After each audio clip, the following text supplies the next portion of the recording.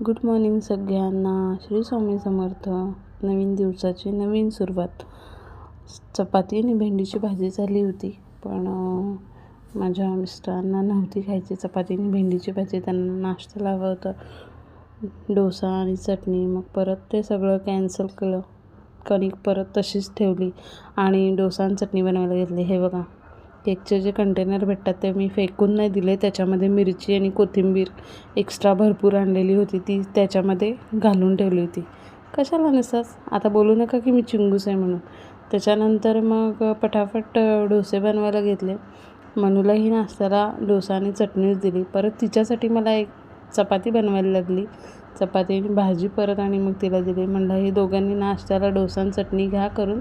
आणि ही सगळी गेल्यानंतर मग म्हणलं निवांत एक बसून कडक एकदम चहा करायचा आणि चहामध्ये बुडवून अशी घाऱ्या केलेल्या ते खायचं. मग रेडी झाले फटाफट. आज होता गुरुवारचा बाजार.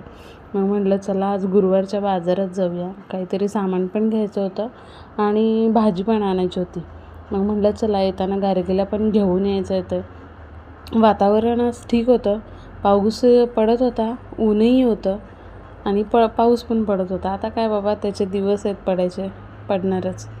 आणि एकदाची शाळा सुटली म्हणजे आता घरी गेलो की मस्ती करायला रिकामी. आणि आज कोणाचा तरी बड्डे होता स्कूलमध्ये, तर त्यांनी पेन्सिलचा किट दिला होता. तर हिला एवढंच हवं असतं की कोण काहीतरी गिफ्ट देतं, तर तेवढं ते दाखवते मला की बघ चॉकलेट आणि गिफ्ट दिले, बोलते मी दीदीला देईन. आणि मोबाईलचा कवर खूप दिवस झाला घ्यायचा होता. तर कसा आहे मोबाईलचा कवर, तर घेतला बाबा एकदाचा.